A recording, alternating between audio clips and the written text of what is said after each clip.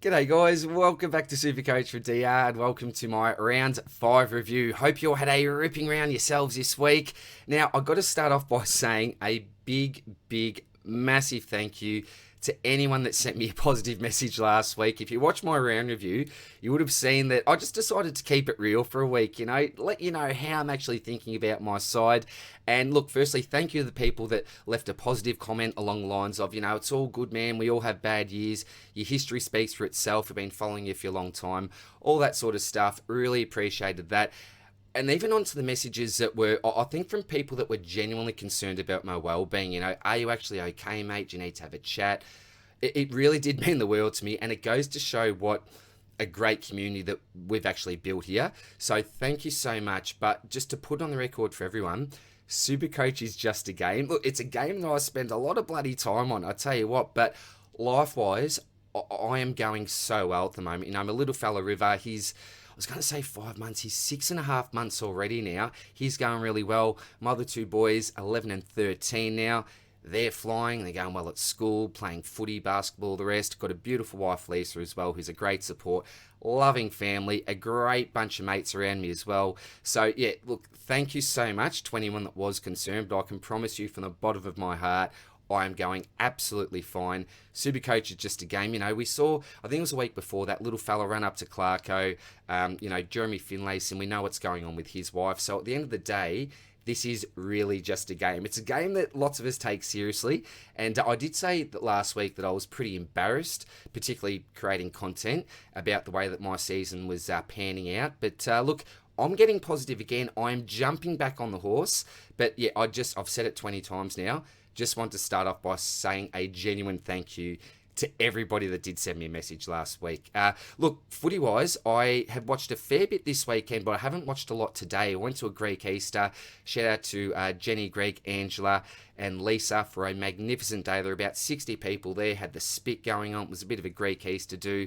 They're like family to us, but what's going on with these Greek Easter eggs? There's no chocolate inside them, but the love that we received there certainly compensated for that on the day. And look, to take my mind off SuperCoach, did something a little bit different with my little boy Maxi. We bought a box of AFL Select footy cards and did a bit of a box break and put a video up. So, look, I never ever ask for this, but if you could do us a favour, go back and check it out, maybe give it a like, and just put a little comment down there like, nice card, Maxi, something like that. That would really mean the world to me as well, because he did get really excited putting a video up with me, and it hasn't had a heap of views, which I said to him, look mate, don't get your expectations really high here, because most people watch this channel for the SuperCoach stuff, not necessarily opening up cards. But if you could do us a favour and maybe just leave a quick like and a comment there for him, that would be much appreciated. And I tell you what, we got a ripping hit in that box as well. So if you do collect select footy cards, it might be a nice video to watch anyway. But let's get back to SuperCoach, because that's why we're here. This week, I finally wanted to do a round review. I've looked forward to doing a round review for the first time this year. It's nothing fantastic. It's a 23-17, top 8% for the round. But I tell you what, with the season that I've had so far, I'll take that with both hands. I went up 17,000 spots this week, 45,526. Again, it's not fantastic, but I'm certainly slowly but surely heading in the right direction. We've got new DPPs this week. I'm not exactly sure who's been given DPP status, so we'll certainly check that out. And that'll be really exciting as well, because we'll be able to make some new moves, some new swings as well. And it may even alter our trade plans. So really looking forward to seeing who's got some DPP. 28 trades left. Only use the one boost, so that's really handy. I suppose that's a small positive. It's not great that I've already used 7 trades at this stage of the, well, 36, sorry, geez, 8 trades at this stage of the year, but at least I do have those boosts up my sleeve as well. So, look, I'll leave the intro there, guys. As I said, hope that you had a great round. Let's see how the team's actually tracking.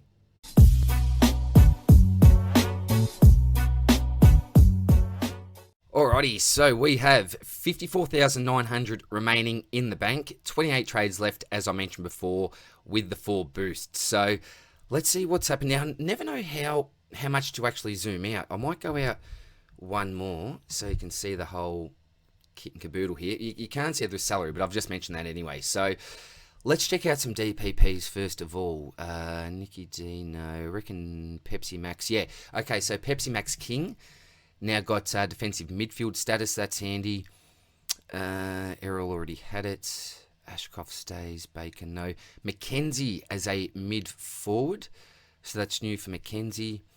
Dunkley, Toronto, Ruzi. And of course, we've got Zeeble and Shees. I'm actually hoping to use this new DPP with my trades for this week. Fingers crossed. I've done some of the maths.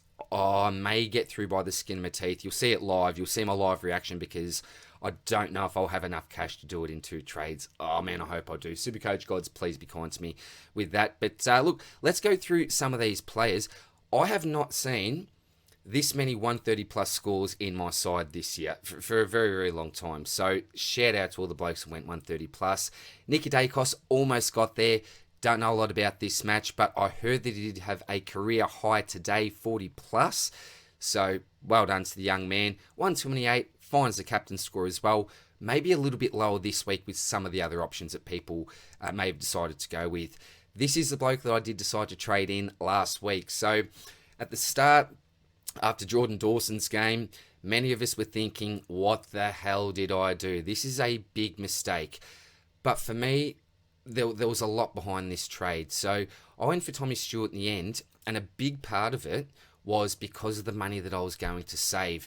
With this team I've got at the moment, cash gen is going to be a real concern for me, so I need every dollar in the bank that I can save. So would I have loved to go on up to Jordan Dawson? Absolutely, but with the team that I've got, and this is all circumstantial, personal to your own side, I just didn't think it was the right move for me to pay up for Dawson when I did have another option, such as Tommy Stewart. And hey, he hasn't been in as hot a form as what Dawson has, but we know what he can produce. We know he's one of the best premium defenders that we can select. So that's the reason behind why I went Tommy Stewart, because I did have a particular trade in mind this week.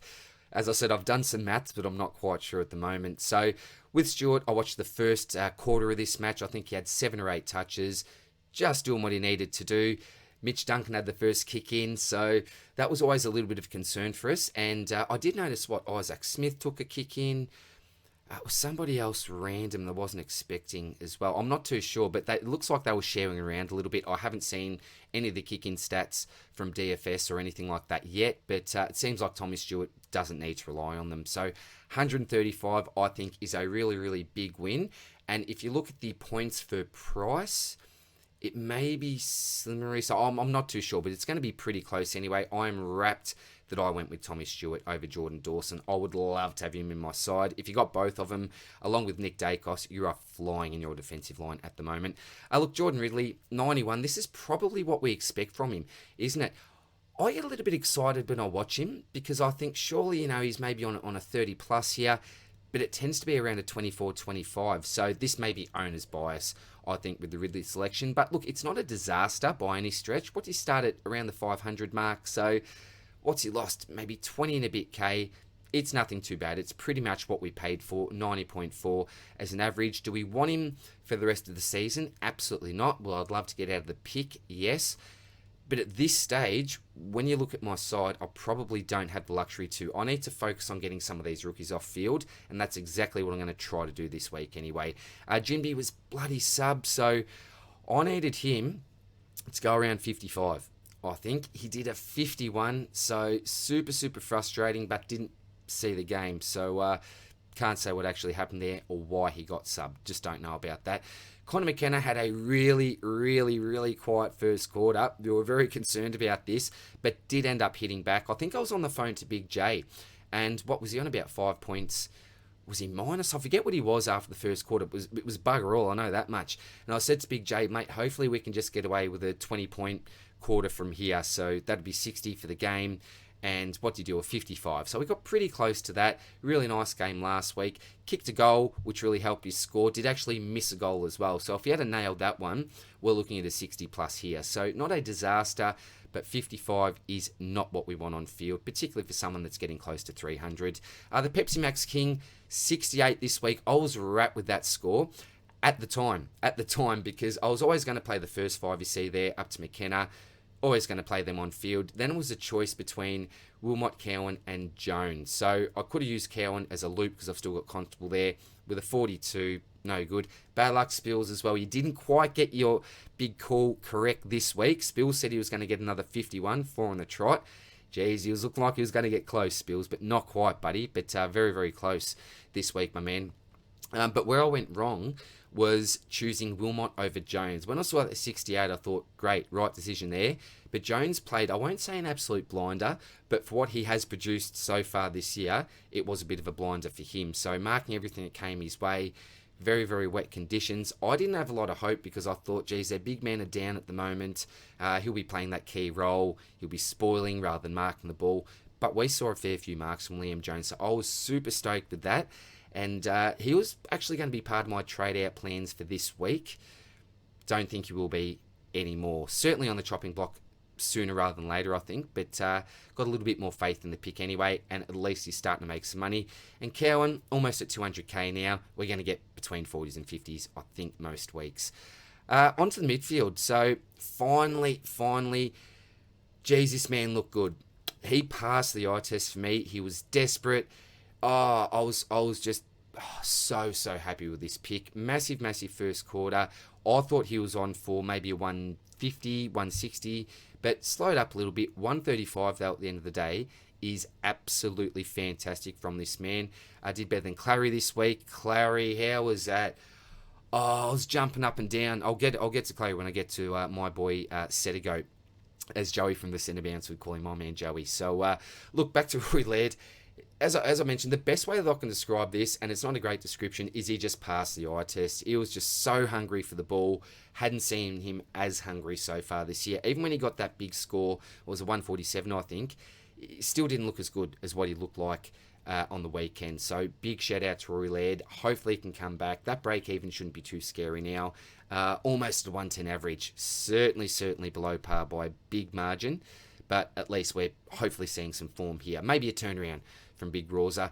The Bond, this was just a phenomenal game from the Bond. A 145. Thought he was actually going to lose money this week, maybe 5 to 10k. He's got a green arrow there, so he would have made a little bit. I think he went just over his break even. So huge game from him. And what's best of all with this pick is that he is a legitimate captaincy option from week to week. I had him last week, I think, for his 122. So 145 from Bond, absolutely fantastic. I heard this next bloke, the Green Bull, may be in a little bit of trouble for a sling tackle. Haven't seen it myself, but quickly checked out Twitter, and most people said he's pretty much guaranteed a week with what they saw from Will Day. I think Zerett's rubbed out as well. I think it's pretty much a given that it's going to be at least 1 week, which is unfortunate. I can't comment though. Didn't see the game, didn't see the incident. 97 again. I'd love to check out his stats. I will check out his stats. Geez, it seems like if you look at this, just the stat sheet with a contested, you think, wow, this is a good 120 plus game. Just doesn't seem to crack it for some reason. So, yeah, can't comment too much on that one. Errol had a flying start to this game. He was on 39 points at quarter time. We were thinking, here's a nice 125 plus, but pretty underwhelming, isn't it, an 88? And this is why I didn't start with him. I was never really hot on the Goulden pick. And I'm not just saying it now because he's not... what's he going? Just under 100. So, look, he's been an okay selection, but I just didn't have great confidence that he'd really smash it out of the park. So, look, it's okay. He's a pretty highly owned pick, but we want a little bit more from Errol, don't we? I've just got him in the midfield there for now. He's obviously going to come forward. Setterfield, man, this guy did a couple of jobs for me. First of all, he kept Clary extremely quiet. 2 touches in the first quarter. 20 in the last quarter. Like, come on, man. Come on. What, Clary, you just can't keep the man down. I was so super excited because I know so many people have jumped on just in the last couple of weeks. And I don't want to wish other people bad scores or anything, but you don't want Clary scoring well if you don't own him. It's as simple as that. So when he was on, what was he, like 9 points at quarter time? I think Setters was exactly on the same. And I think it might have been even up until 3/4 time. They were basically matching each other for points before Clary just went absolutely bananas, if you don't mind, in the last quarter. But he was doing a great job because he was still scoring okay, but he was keeping Oliver quiet. So, look, what do we do with Setters? I'm just keeping him for the foreseeable future anyway. Look, I don't mind if you look to trade him out if you can make some good moves with him. But doing it just for the sake of moving someone on, I don't think he's necessarily a man. I think he's doing a great job. tackling. What did he lay? 9 tackles. I may be lying. I'm not too sure. But look, for me, he did a really good job this week. And look, it wasn't 100 plus. But given the fact he kept Clary relatively quiet for his usual standards and still went a 90 plus, yeah, I was wrapped with him. Jacob Hopper, 115. We saw a super first half from him last week. I think he was on about 58 points. And then he really died off for about a 75, I think, from memory. But this week, he just kept on keeping on. So to see a 115, what is he now? 408,000. That is absolutely super. So again, similar to Setters, I'm just going to keep him for the foreseeable future. And when it's a really obvious time to move him on, then that's when we do. But at this stage, he's going to stay on my side for a fair few weeks, I think. Ashley with a 72. Again, not setting the world on fire like a Sheasel is with his 100 pluses every week, but just doing the job nicely. 331k, beautiful. Pretty solid game from him, I thought, as well. Oscar Baker, yeah, after having a really, really great game against my boys, the Lions, he's slowed up a little bit, hasn't he? And this is a big concern for me, this M8 position at the moment. I was relying on Mackenzie to be a good scorer there. But damn, I thought with day out this week, it's time for him to step up, get another good 70, 80 type score. But he was a sub and he came on for 14, which means that his cash generation is absolutely stuffed. That's not good. So what is he? Break even, 89. Damn, so what have we got? 75, 121, that's all good. 99, all good, not going to be. Ruby, my boy. That hurts. Yeah, I thought that would be it, though, around there. 25, 23, so we're cool. Okay, so 1, 2, these are big concerns. Damn, because they're also 2 of the rookies that actually have a decent ceiling for me. Okay. They're involved in my plans, and we'll have to see anyway. Talk about him, yeah, really disappointing. How's this bloke? What did he score in the end? 42 points. I reckon that was almost in a quarter. Must have been 40 for a quarter, I reckon. Oh, this is a big mistake over Will Phillips. And I reckon Will Phillips, there's a chance he might even have DPP, midfield forward DPP. That was a huge mistake. I can't say how much mistake that was. Particularly if Phillips does have DPP. That'll be the real caveat at the end of the day. And then Constable, man, should I have moved him on instead of Chesser? Probably not. I'm still going to stick with that move. The only thing is with Chesser and Jimby, that was a really good loop because they both play for West Coast, a lot of late games as well. So it's a lot easier to use him as a loop. But Constable, I just saw that negative break even. There's still a chance even he comes on as a sub. So look, midfield as a whole, not fantastic. Mid prices are going okay in that Setterfield and Hopper at the moment, and the 2 big boys really did score well this week, which was awesome. Come on down, this man, Shrek. Now, I'm not counting all my chickens here because, let's be honest, he had a very favourable matchup, and it should have been Jared Witt. So he plays Jared Witt. I don't know what he scores. I really don't know here, but he played Ned Moyle, and look, you can only come up against who they put up against you. And he dominated. He dominated the big Shrek. I was just hitting the roof with this bloke.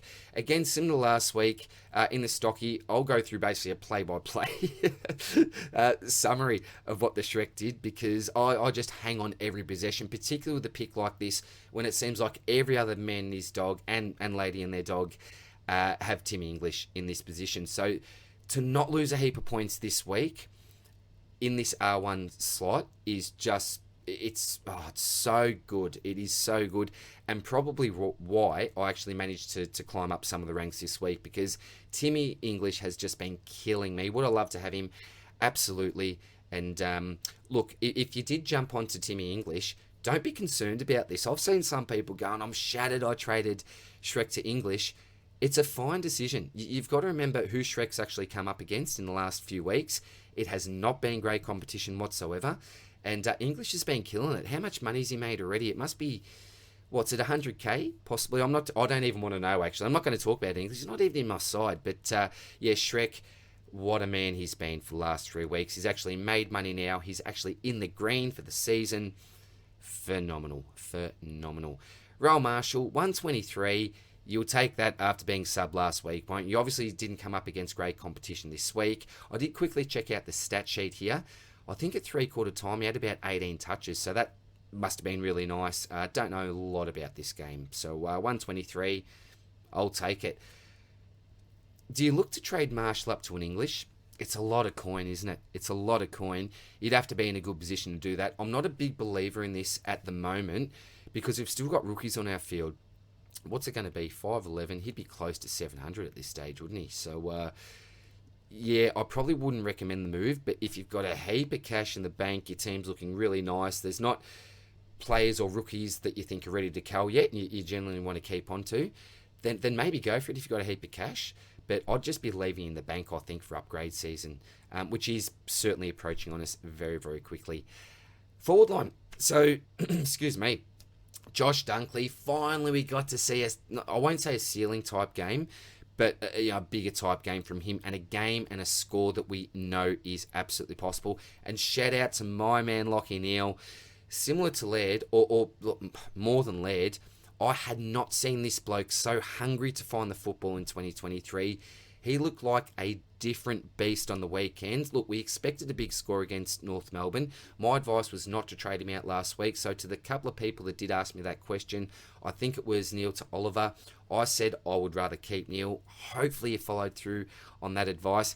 But at the same time, I would not hold anything against you if you did not take my advice when you see me with a bloody 40k rank. So, look, yeah, well done to my man Lachie Neal. Again, I'm talking about players that aren't even in my side, but geez, the Lions played well. That could have been a triple-digit win if we had a kick straight. No offence to North Melbourne. They're a great young and up-and-coming side, coach really well, and I've got a couple of blokes here that scored 100 plus for me. So, yeah, what a weekend it was football-wise for me. The Lions absolutely killed it, and the two North blokes that I've got went 100 plus, so magnificent. But yeah, well done to Josh Dunkley there.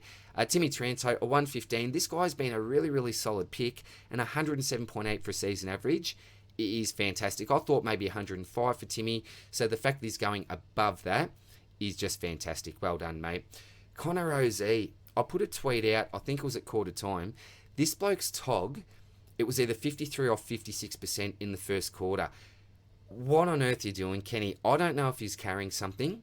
I'm really not too sure. Zach Butters is really the star, I think, for me anyway, for this game. But Connor Ozee, look, up till 3/4 time, I reckon it was on 85 plus. Might have been 88, just from memory. So to finish on 93, I actually missed the last quarter of this match, unfortunately. I was putting River to bed. So I'm not sure what happened in the last quarter here. I'll need to go back and watch it. But yeah, pretty disappointed. But Kenny, come on, mate. What are you doing this time on grounds? Unless he's carrying something, that is a disgrace. That is an absolute disgrace. Sorry, yeah, man, it's frustrating. But 93, it's no disaster, and he's a pretty popular pick as well. Those top three are really popular picks. Jay-Z, 106, absolutely fantastic, and now he is available as a defender along with his man Harry Sheasler as well. So 206 between those two North players. I'll take that absolutely at the end every day. What's it meant to be? I will take that every day. I'm butchering this. This has gone on, hasn't it? I'm rambling. But as I said, I'm happy. I'm happy this week. I actually want to talk about these players. But these two blokes now, I'm really keen to get one in my defensive line just so we've got a nice swing. I don't know how relevant this swing's going to be, but even maybe with the next set of DPP changes, who knows who else is going to get defensive forward status. So, look, imagine if Himmelberg started playing forward full-time. How good would that be? Because I think he's around, 350 to 380 at the moment. So, yeah, maybe something like that could come in handy. Van Ruin, 52. Look, an average sort of a match. Snagged a goal, did a bit of ruck relief work. Didn't look great in the ruck from what I saw, but did not win rookie roulette this week in the forward line because I had this great man, the King Rat here, the Rat King, Asava Radaglia with an 88, 288s on the trot. And my man Fergie with a 76. I did call this. I said if he gets 3+ goals and actually starts to kick straight, we will see some 75+ type scores. And this is what's happened in the last couple of weeks. He just didn't have his kicking boots on from weeks 1 to 3. But when he's actually started to put these goals through the big sticks, we've seen a reflection in his scores. So all of a sudden, he's starting to make some decent coin. That is really, really nice for us. And the Rat, Yeah, best on ground. Well, close to best on ground in the first half. Slowed up a little bit in the last, but he was just looking sublime, playing the loose man. I know in the first quarter anyway at times there, marking everything that came his way. Oh, what a game from the Rat. And particularly for those people that have some carnage, some Jared Witts carnage, if you have the Rat in your side and you've managed to swing him as cover for the last 2 weeks, tell me you're going to complain with a couple of 88s. It's not what Witts was going to score. That's obvious. But yeah, what a man. What a man. And I was very close to actually looking to trade him out to a Samson Ryan, even get him out for a Van Ruin type earlier the week before. Really glad I stuck fat. The main reason why I stuck fat was because the reason why I selected Radaglia wasn't to make a heap of cash. It was simply for ruck cover. So I thought to myself, why am I going to trade him out when the main reason was that ruck cover? And we've seen so much carnage in the rucks. It will be my turn soon. I can guarantee you that. Sorry, everyone. I don't want to jinx anything. But with the way it's been in the ruck line this year, I don't see smooth sailing for any player, really. So, yeah, to have the Rat, I'm absolutely wrapped. And we'll quickly look at these break-evens here. So, Shrek, 70, cool. It doesn't really matter with your premiums, unless you're 50-50 on whether or not you're going to keep him in your side. I'm going to keep him for the short term anyway. It's going to be a luxury to Tim English. Do you know what? I think English, I was going to say, he's close to a must-have, isn't he? But durability's always been a concern. I've always hated the thought of not starting with him and jumping on him, but maybe you got to. Yeah, we'll have to see there. It doesn't really matter with these guys. 126, that's low. 115, beautiful Jay-Z, beautiful Shees, negatives, in a pretty good spot, All right. I'm going to zoom in a little bit more. I like the closer zoom here, but I'm aware of the fact that you can never see my whole side when I'm doing this. SuperCoach gods. It's trade time. It is trade time. Please let me be able to do this. All right, sorry I lied. I'm going to go back out again. All right, looking at these break-evens, I think... I don't want to do it. 89 and 81. There's a couple of ways to look at this. If you're really keen to have them as on-field options, like I am, you can actually keep on to them. Look, the cash gen will stall for a little while, but I think it will get going again. For someone like a McKenzie, the unfortunate thing is, in the short term, you will actually lose some money, but once that low score's out of your system, and we're hoping, again, and we're predicting, when I'm saying this, that he's not going to be a sub again, or in the near future anyway, but after a few weeks, 2 weeks, let's just say, that'll start to rise again. Unfortunately, it will go down, though, in the short term. The same as Jimby as well. His break-even's 81, and we've already seen him go past that as a score. So, look, you could look at it as a positive that he got to rest for part of this game. He probably needed a rest. I wouldn't have been surprised if they rest him for a whole game this week. You could say to yourself he can come back and hit that 71, it's an 81 break even. He could do it. So you could keep these type of blokes and move on. You know, a Baker, his break even's at 46. There's no guarantee he's going to go that. There's some decisions to make, but I think with the break evens, I've got to move these guys on. I don't have to, but I'm going to decide to move them on. Got 54,900, and this comes back to going Stewart over Dawson last week, because hopefully I can make this move this week. I'm hoping with all of my SuperCoach being. Come on, SuperCoach guys, you haven't been kind to me. All right, so Jimby out and McKenzie out. Let's use some DPP magic. This is the timing has been brilliant here. So let's get the Shees down back, and then I've got 2 spots here. So the rookie I'm looking to bring in might actually have DPP status, new DPP status. He plays for the Sydney Swans, and his name is Matty Roberts. What's that? 129.8. Damn, he did better than what I thought. 485. This is going to be... This is going to be so close. Alright. I actually want Matty Roberts in the midfield. Doesn't really matter, does it? But can I swap him in there? Yeah, all right. I want him in the midfield. I'm nervous about this. I'm going to be so close. Come on. Come on. Just give me some luck for this. 485, 6. Oh! What is it? I'm going back to round 4's attitude now. No, I'm not. I'm staying positive. Are you joking me?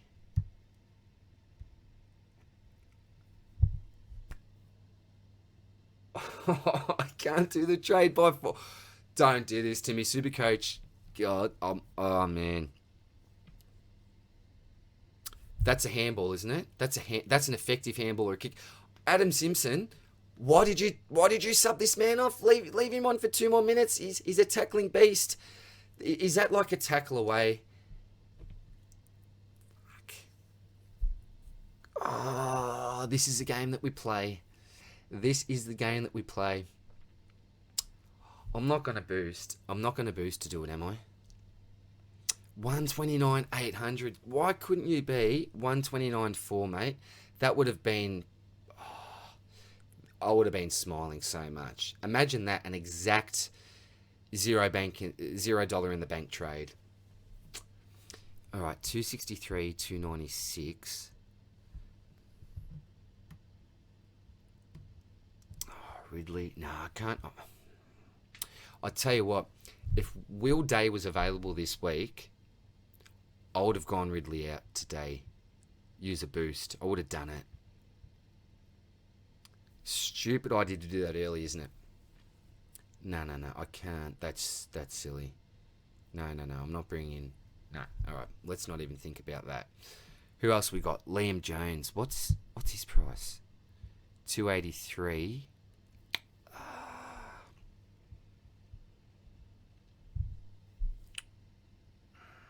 What's his break even? 31. Nah, wouldn't make sense. It's got to be these two, doesn't it? No. There's no way I'm getting rid of the Rats and Green. Yeah, he's not even that much. Oh, and it's just teasing me having him in my side as well. Bugger off. All right, we're going to have to get creative. I'm just going to go back because obviously, gee, this round review is going to go for a bit longer, isn't it? I'm going to have to get creative now. All right, who else have we got? I'm going to have to go...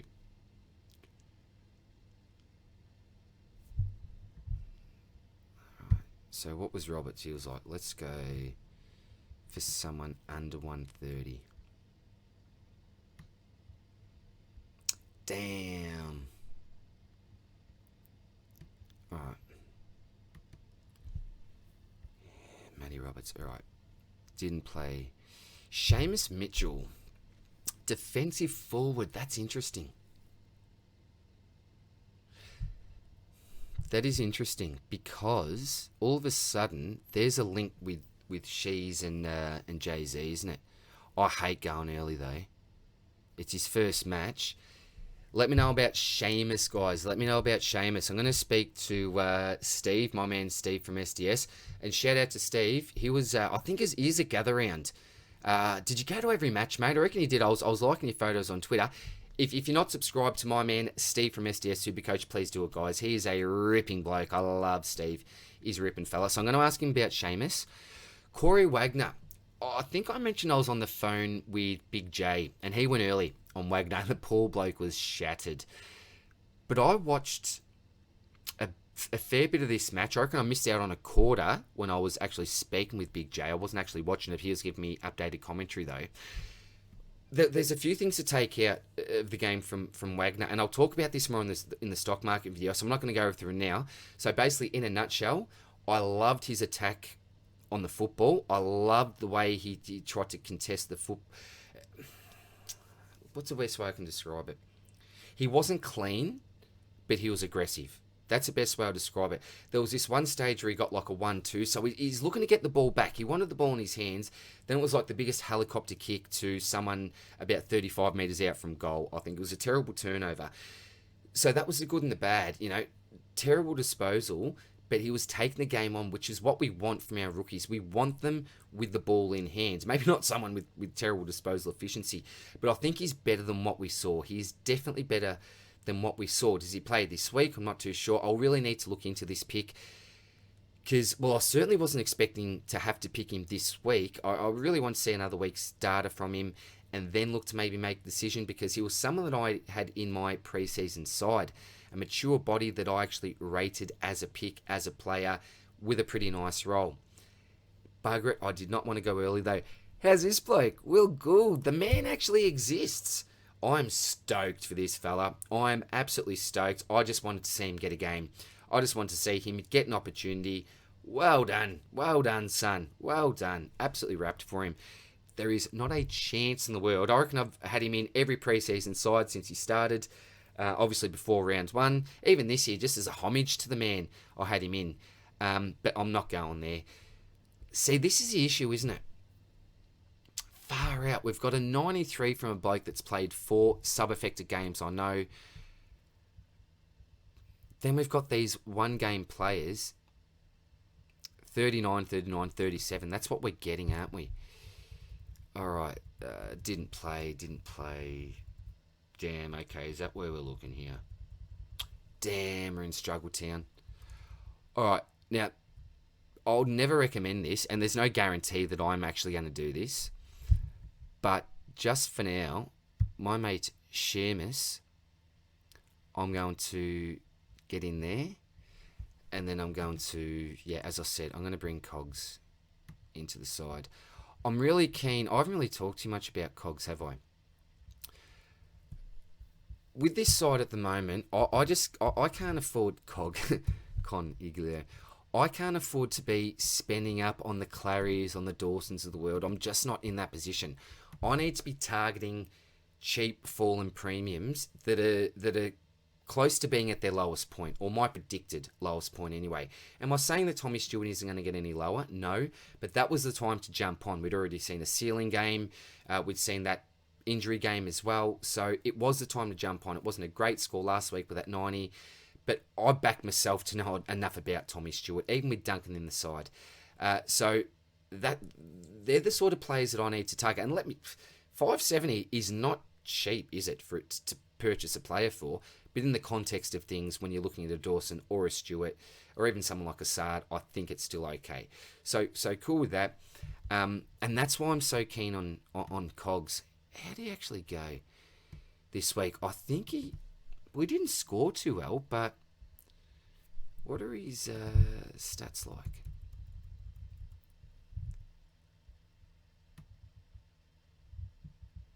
Season stats, so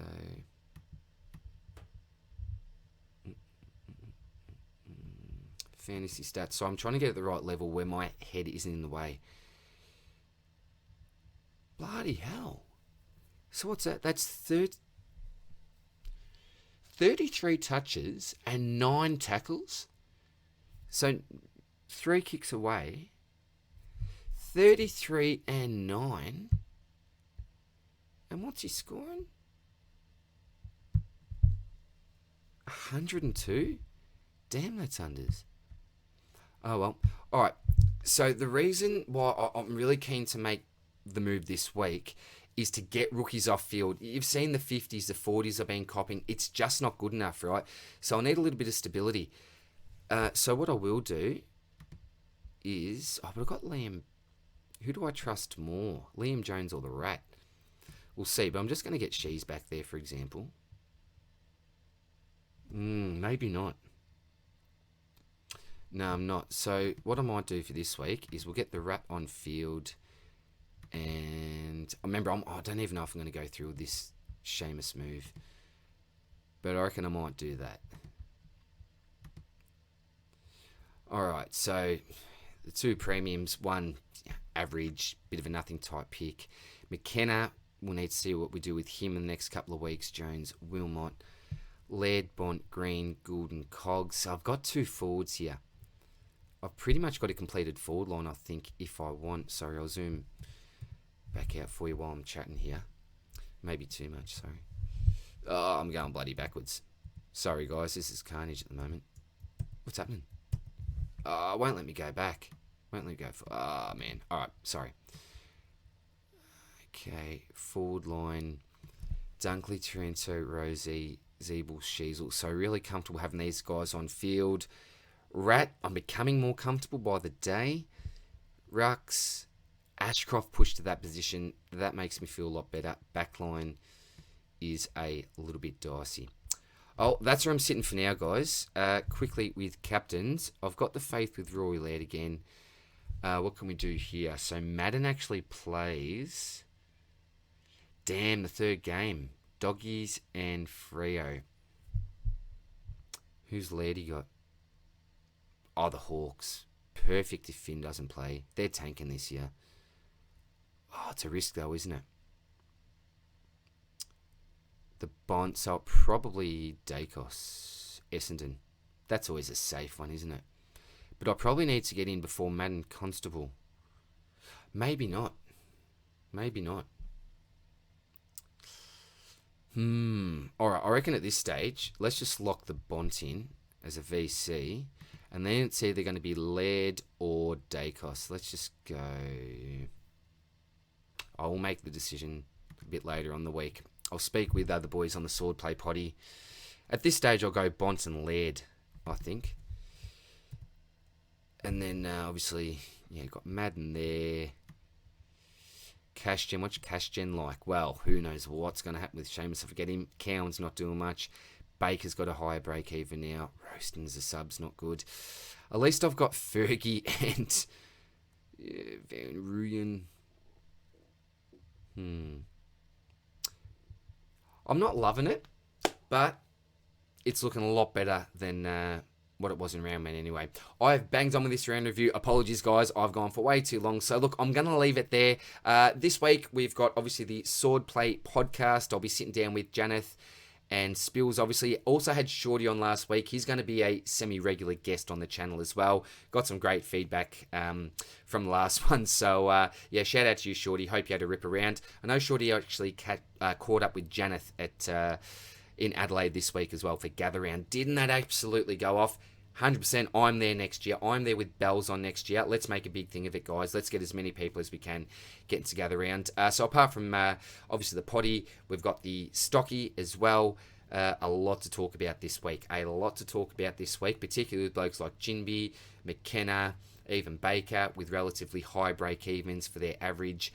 Yeah, there's going to be a lot to talk about and a fair few moves to make this week. So stay tuned for that, guys. As I said, if you could give that box break video a little like for Maxi, that would be much appreciated. And again, shout out to anyone that's left me any sort of a positive message over the last week. I do appreciate you guys. Much love. As I mentioned, I don't think I've even got to every comment. I'm going to do that at some stage this week. It really does mean the world to me. So all the best of luck for this week, guys. And I'll see you soon in the next one. Cheers, bye.